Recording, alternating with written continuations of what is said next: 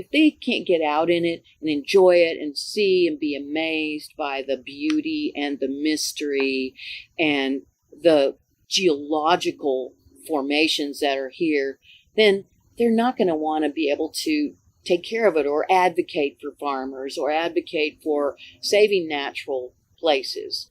In this episode of Voices from the Field, NCAT specialist Mike Lewis sits down with Jane Harrod of Clays Ferry, Kentucky. Jane and her family operate a multi-generational farm there, and she and Mike discuss the history of her family land and how a highway divided the land and changed the farm's economic outlook. A well-known Kentucky native species specialist, Jane talks about her family's vision for the future of their farm using an ecologically driven decision-making process. An early adopter of hemp production in Kentucky, Jane also discusses some of the challenges and successes she has had producing that crop. Let's listen. Hello, this is Mike Lewis from the National Center for Cooperative Technologies Northeast Office out of Keene, New Hampshire. Excited to be here today in, this is Clays Ferry, Kentucky. Clays Ferry in Fayette County. Fayette County, Kentucky, with Miss Jane Harrod.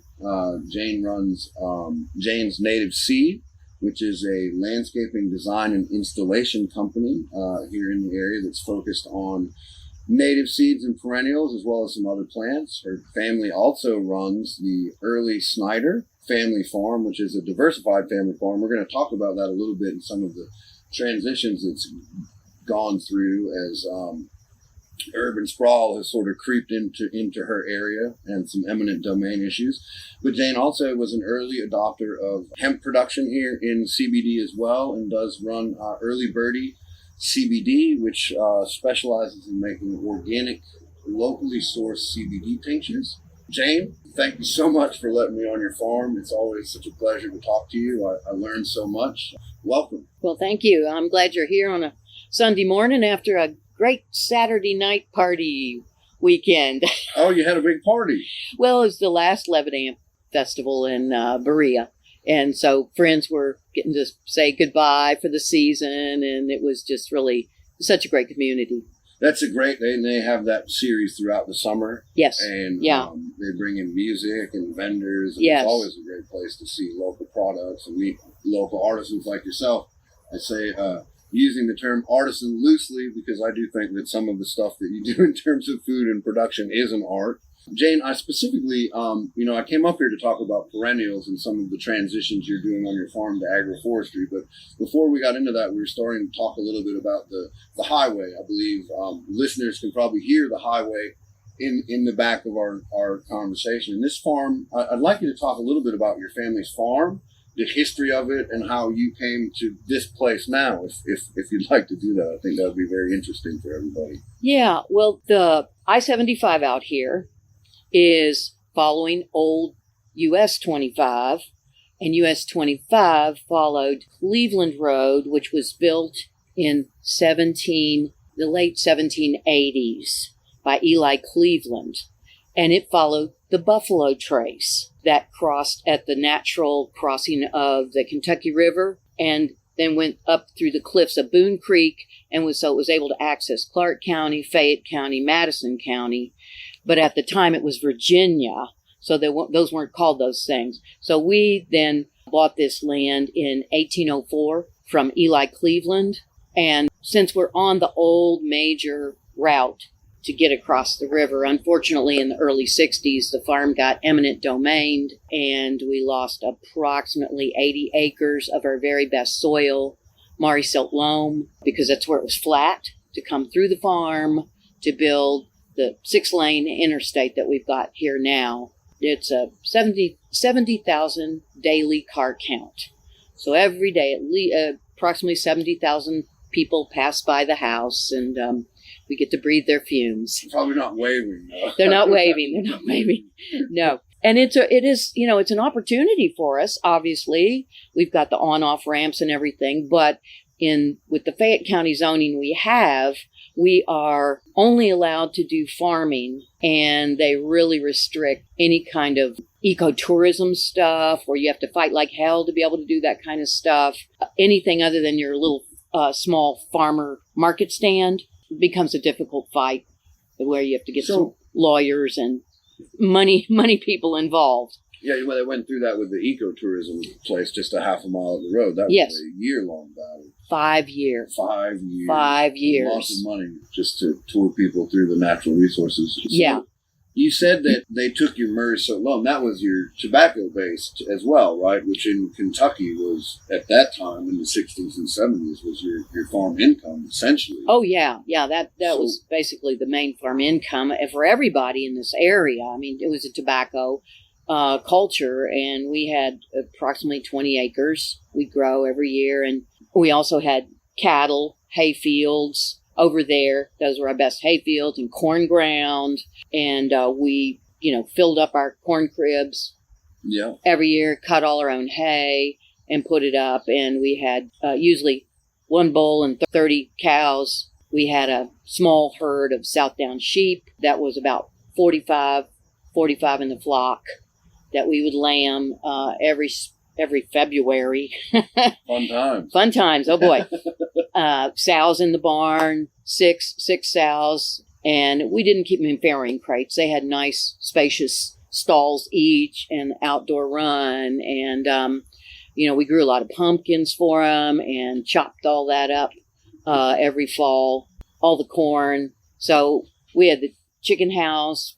We had, probably there were around 30 hens in there. And we'd kill off the older ones in the spring and, keep the process going. So it was a cycle of life. We had a milk cow, made our own butter and cottage cheese, big garden. So after the highway came through, how did that change the dynamic here on the family farm? Because I'm fortunate. I know you, so I know a little bit of your family history just from conversations with you. But what happened after the interstate came in? How did that impact your family and your family's farm? Well, Mom, who was the farmer, because there weren't any boys in the family, so she went to UK Ag School, learned farming and modern farming practices of rotation and contour planting, just good animal husbandry practices.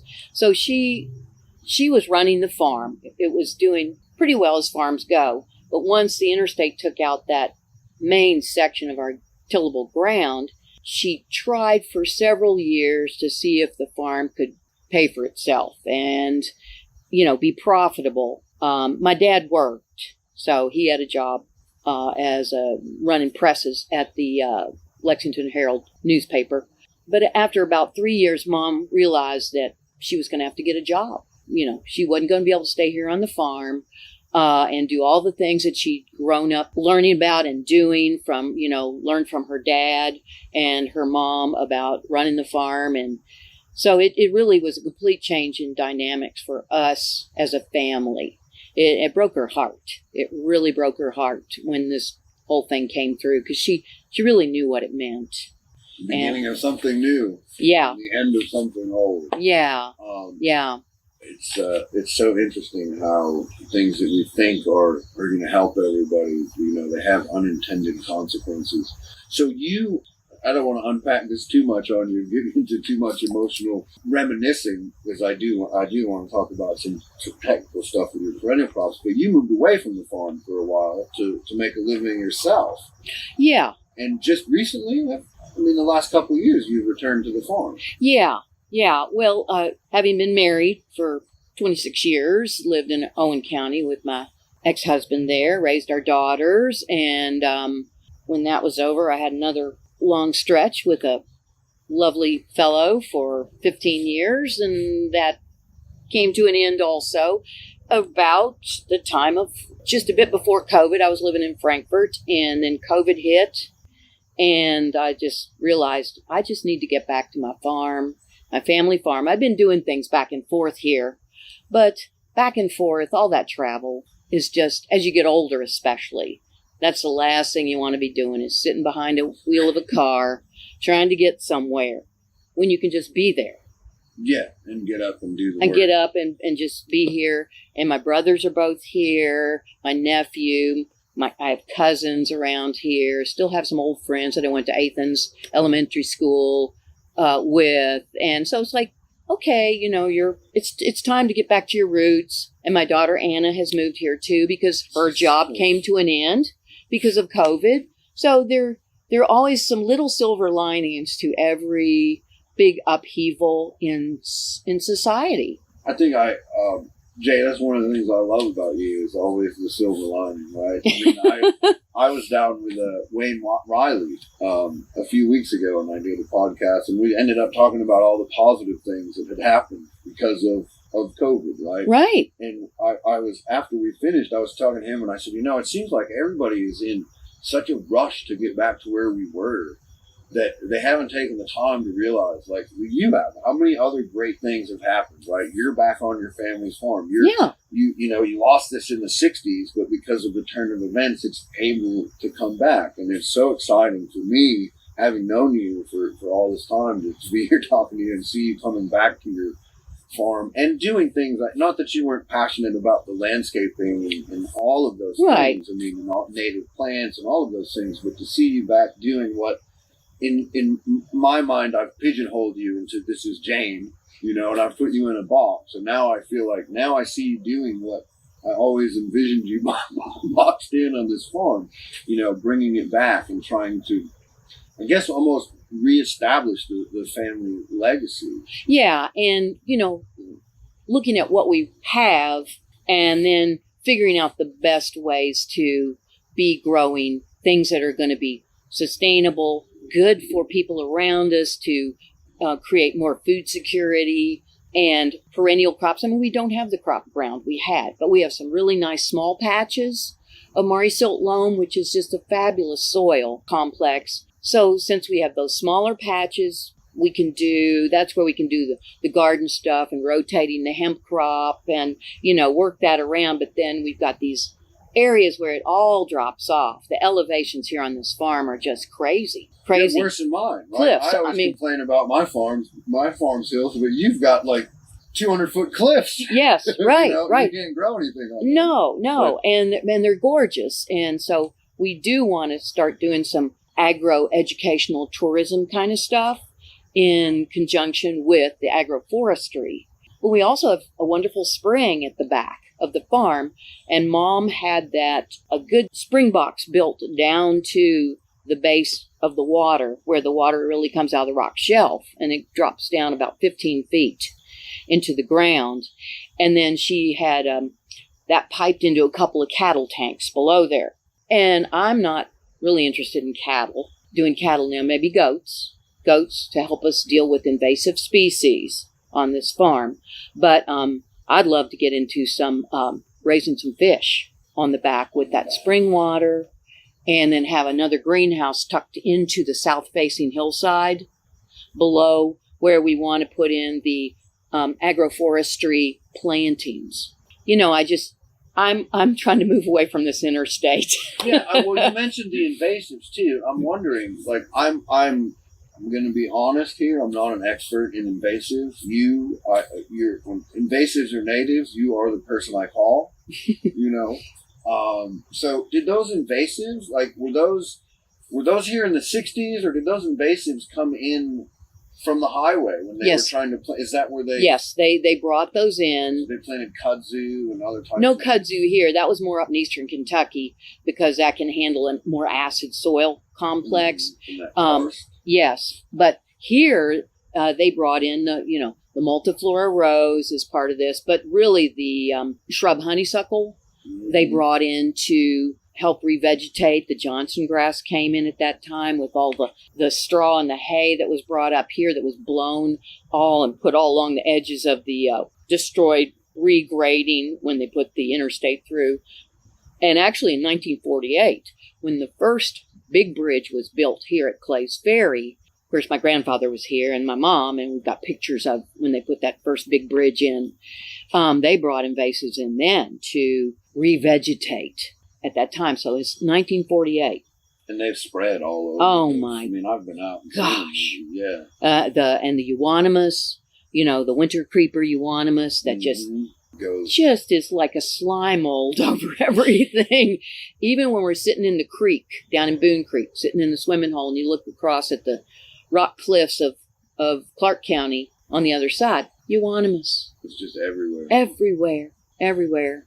So, so, you know, part of what I think is fascinating about why I wanted to go into the history was sort of this, the way it was and what happened to change it, and then now the things that you're doing to bring it back. And a lot of that is agroforestry, and we're hearing a lot about agroforestry and perennial crops now.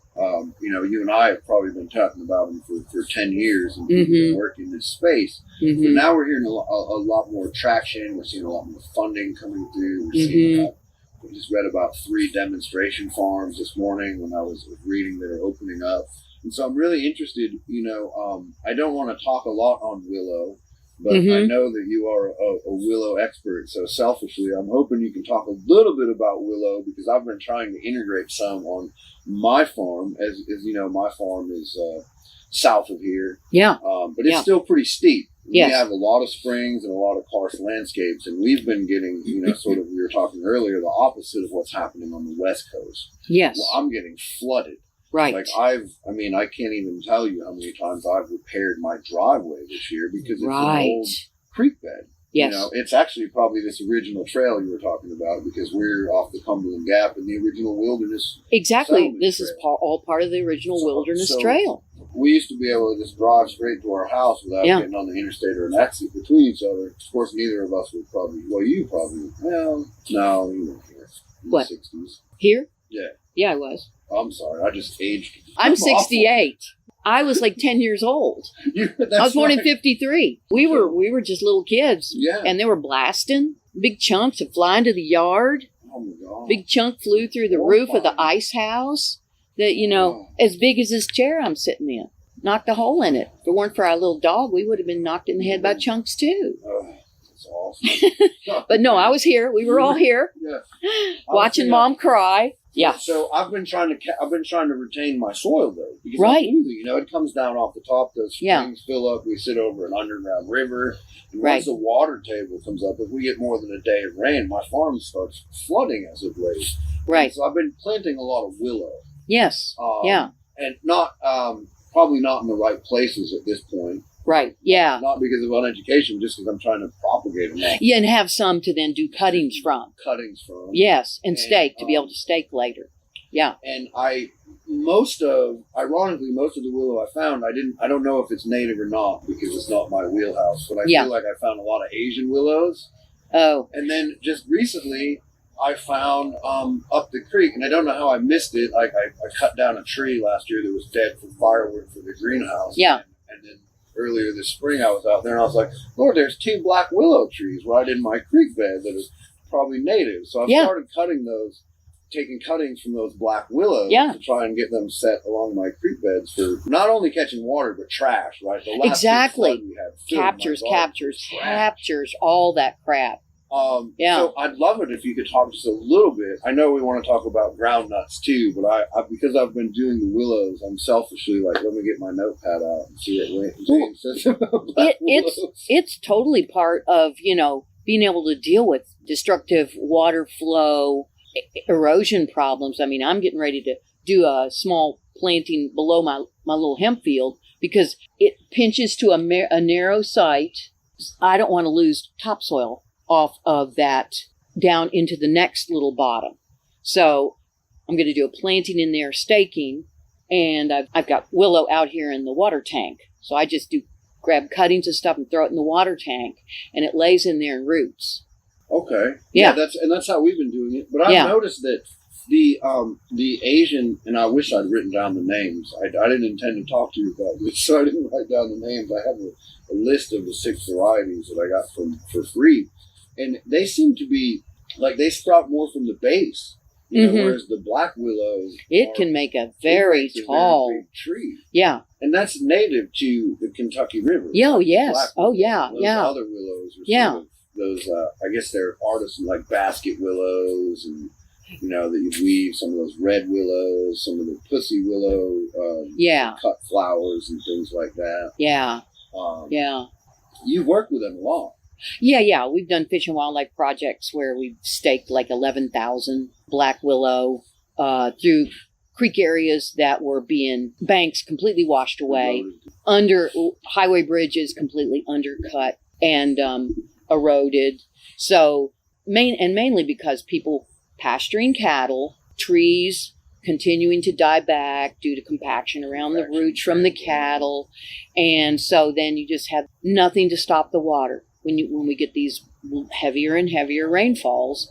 And so up in Lewis County, we did a project where we staked 11,000 along this particular creek so that it wouldn't continue to wash out the state road bridge as it was doing regularly that people needed. Washing out. And, we're seeing a lot of it now, too. And I hate to say it, but, this is the bluegrass. We've got all those horse farms that are just mowed. And it just seems like every now and then I'll see a farm that has fenced off the creek corridor.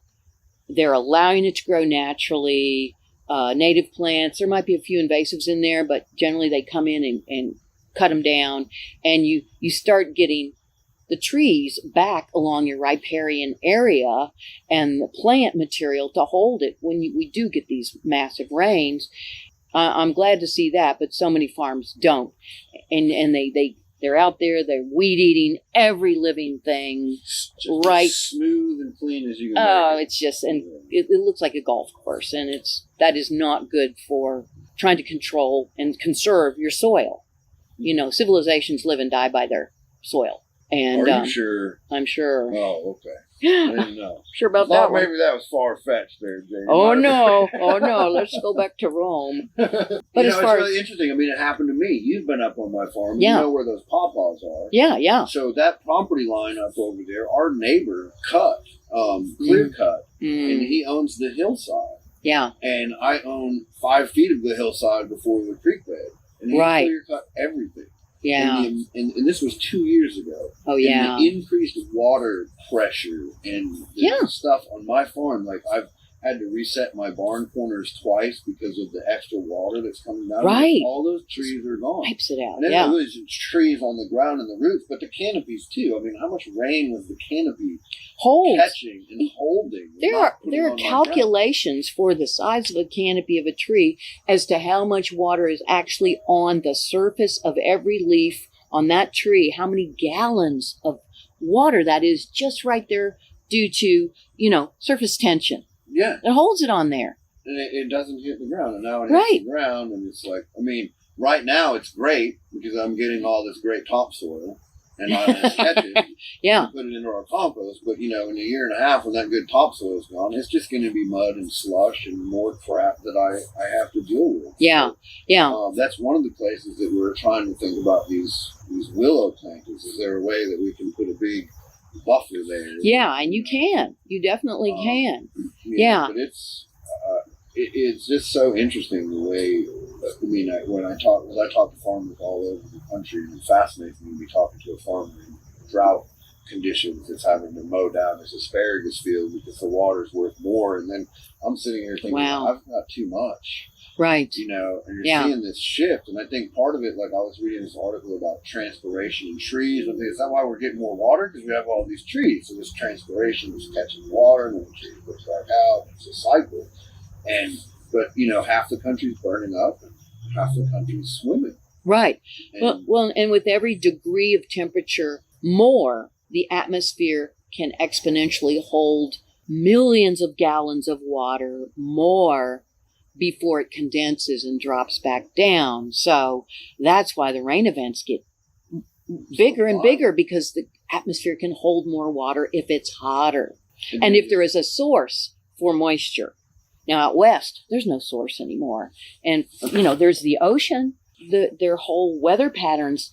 It never comes into land like it used to around San Francisco. That used to be foggy. And it's not anymore. Yeah, and then, we talked earlier, before we started recording, we were talking about when are people going to actually realize that, the climate's changing.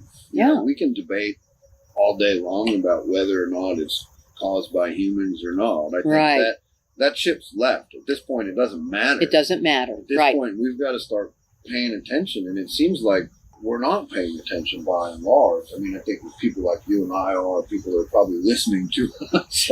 People that have to be outside and growing things pretty much are looking at it and noticing and seeing. But, during the Dust Bowl days, we had a little taste of what changing the vegetation, taking all the trees down, will do to the whole of the world. And we recognized it. When it got so bad and the dust storm got all the way to Washington, D.C., they're like, oh my, look, something's happening. And that's when, they developed the CCC. They took ideas from Europe. Europe had already experienced all that kind of degradation many hundreds of years over and over again. And they learned that they had to keep their forests intact, treat the trees with respect. And America was like, oh, look, these people know something. Let's learn from them. So now we've got to do the same thing over again and learn from the people that are able to put the appropriate vegetation back. It's not always trees. You can't just put trees everywhere. I think that I'm going to be contrary for the sake of it. Okay. And I think that maybe part of the problem, and I don't know, it just for clarity, sometimes when I'm contrary, I'm just for the sake of it, I don't necessarily believe what I'm saying. But I think that, I agree we have to start listening to people, but I think that part of the problem is that we've been listening to specialists for so long that we're not looking. One of the big things when I go out to a farm and I'm trying to support a farmer that I want to talk about is, what do you monitor? Let's just walk around. Let's just look at things. Let's learn how to observe. Right. Now our observations are, let me go get a book and learn how to do this. Whereas, your and I's observation is, let's wait and see what happens. Like, I still have parts of my farm that I haven't developed because I'm still watching. Right. To see, what do I need to do here? Do I need to do anything? So I think there is value in listening to the experts, but I think that, back to my contrariness, I think that the bigger thing is we're not looking at what's going on around us. Right. I feel like we're not watching. We forgot, your mom, right? She monitored all this thing. She went and found that spring. She developed that. She did all this by watching. Out on the farm every day, and we were tagging along with her, right? Going into the crops, looking at the grain to see if it was in the dough stage, or looking at the corn to see if it was ready to harvest. Because we didn't have a big old combine come in and harvest things. It was a little corn picker thing, and it was corn on the cob. It was cob corn that had to dry and get to the right moisture. So you had to look at things and look at things. Look at things over and over. So, and also with doing native plants and doing native restoration work, before we can do that, we have to go into an area to see if we can find fragments of the original plants and trees and species that were there. And then we try to collect material, if we can, from that area of different native species, whether they're riparian or they're wetland, and then grow plants from the native genotype from that area to put back. So we're not bringing something from Missouri or Kansas or wherever and saying, oh, let's just restore this with that.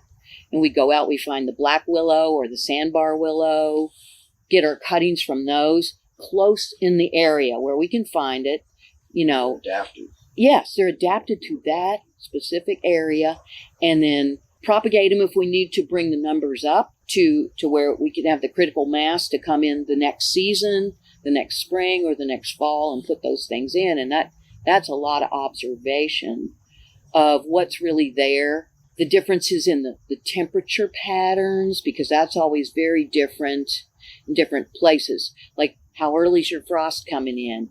How late is the frost going out, depending on elevations. Is there a hill blocking the sun? Those kind of things, All They're those things that we site specific. Right? Yeah, right. You can't get that in the textbook. Nothing against textbooks. No. I read more than I should, but just to say that I always say I probably should stop reading because I just keep getting more frustrated. But I think there's a practicality that I almost feel like is like in you, right? I see in you, and is one of the reasons I've always looked up to you as a farmer is your thoughtfulness, what we'll call thoughtfulness, right? It doesn't matter what you read in the book. I mean, that's helpful information, but you're actually observing your farm, and you're taking the time, and so now what belongs here. We were talking the other day about the ground chestnuts. If I said that name right, I don't even know. The groundnuts. The axioms. Yeah. The Apios americana. Yes. Yeah. American groundnut. Yeah, and those belong here. Yes. Because you've been here your whole life. They're native. Watching and you're learning. So I'm excited to learn about those too. So But yeah, I've been talking to a couple of different farmers around, and they're the Apios americana, the American groundnut. I mean, it's a good high protein plant that grows here already that does great, and it's a rampant grower, so you got to take that into consideration. The vines can go up like 12 feet in a season. It's not woody, so that dies back down, blows back up again, produces huge amounts of starch and proteins in the nuts. So and where are the nuts on the nuts in the ground? In the ground. Like a Jerusalem artichoke? It's a legume. It's a legume. It is a legume. Yes. It's got a beautiful little purpley pea flower on it. I've seen it. Yeah. Now that you're describing it. A trifoliate. Yeah. Yep. You're like, well, that looks like a big bean. Yeah. It is a big bean, but it doesn't do them on the up here. It sends it all to the ground. Yeah. And so it's always been a great food for Native Americans. Yeah. But it's a good soil plant. It's not like your rocky hilltop dry soil plant. It's a river bottom, creek bottom plant. So I think it's one of those things you can stake black willow. Yeah. You can have a living scaffold for this plant because that's where it used to grow anyways. Up the black willows, up in the cane breaks, the native Kentucky cane breaks, grow all over them and create just a big habitat. And because they die back, they don't do like the wild grapevines or anything like that. Right. Tearing up the tree and right. causing long-term. And those vines drop down, rot, create mass, great mulch. And they're nitrogen, obviously they're legumes, so yes. They're nitrogen fixed. Now, what about I guess one of the things that I would be curious about is how, harvest. Thinking about it from a farmer perspective. Yeah, right. How are we harvesting this, and then what are we doing? Where's it going to market? That sounds like a specialty crop. It's a specialty crop, and this farmer I'm talking to in Ohio, that's how it's. They have a CSA, and they also sell to restaurants. So it has become a specialty crop for restaurants. But it's, you've got to be in an area where you've got those high-end restaurants. That will pay you for that. And so I'm just talking with him, trying to learn more about the market, because if you don't have a market, we also have pigs. So once again, it's one of those things where you could grow it up. You could run pigs in on half of it, So, yeah, as far as the harvest part, I'm not sure about that. I'm just learning this myself. Is it mostly for flour? Like they're grinding it up for flour? Or I think they're cooking it kind of like mashed potatoes, like a potato substitute. Yeah, that actually has more protein in it. So that's basically what I know about it so far. Okay. And I'm excited to see how that... Yeah, and then Jerusalem artichoke, which is also native. And once again, we know Jerusalem artichoke gets like massive, 8 feet, 10 feet tall. And you can put the groundnut in there with it also. It'll grow right with it. Yeah. I have to confess, I have Jerusalem artichokes on my farm. Yeah. But I've never harvested it. Right. And they have better varieties that have been selected, it just seems to do really well, and it's always, there's always, it seems like there's always a flower there for the pollinators. Yeah. But I've never once thought, I planted them on a slope, and I left. And, that's probably 4 years ago, and they come back every year, and they're moving, and they're moving around. Yeah, but I've never harvested them. Yeah, but it seems like they're doing a lot of good for the for the pollinators and the other native species on the farm. Right. There was a big push for a while on the Jerusalem artichoke to use it as fuel. Yep. I remember that. as biofuel. Mm-hmm. And of course, I'm not sure where that is right now. That was, what was that, the mid-90s? It was early. It was big, earlier than that? Earlier. It was like, late 80s. I'm trying to think, as I talked to someone about that, they might have been doing that in Willow as a, trying to do biofuel with that. Yeah. Stalks. But I think they were gasifying the willow stalks. I know, gasifying. It's all like way over my head. Like, just give me in some microbes and some dirt and I'll be happy. Right. So, Jane, I'm going to check our time. We're probably a couple of rambling old souls here. Yes. But I do want to give you an opportunity just to say, a little bit about your business too, because I know that you put a lot of effort into all three of your businesses, right? It's the moniker of the farmer. You've got to be diversified, right? Right. So you have your native business, you have your family farm here, the early Snyder farm, and you also have the CBD company. So, tell me a little bit about what's next, where your focus is, and what we can look forward to from your. Gosh, I don't want to make you sound 68 or anything, but your world of experience, right? You've lived this. You're not like someone like me who discovered this in their 20s, right? You grew up with your mom out there staking willows. Yeah, so what's in the future for you, and what are you most excited about? Well, I love growing the hemp for CBD, and we're hoping that we can expand early birdie CBD a little bit, and also start working in more herbal mixtures with the CBD.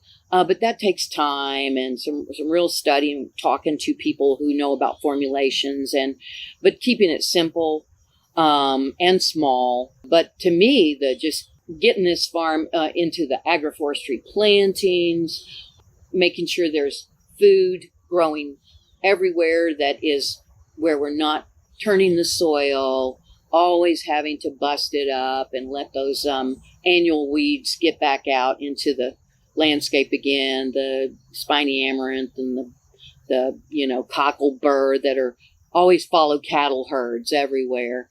That, and I'm hoping we can do kind of incorporate our agroforestry plantings and work with agrotourism, because of the beauty of the cliff areas that we have, the wonderful fishing down on Boone Creek, hiking opportunities, without overdoing it. And, let folks that want to have an opportunity to get out on a farm, but also out into a little bit of the wilds, but not have to drive a long, long way, enjoy the country. Because if they can't get out in it and enjoy it and see and be amazed by the beauty and the mystery and the geological formations that are here, then they're not going to want to be able to take care of it or advocate for farmers or advocate for saving natural places. So as much as anything, it's just building a community around that we lost. That when the interstate came through, a lot of farms went down. We lost the whole farming community on this end of the county.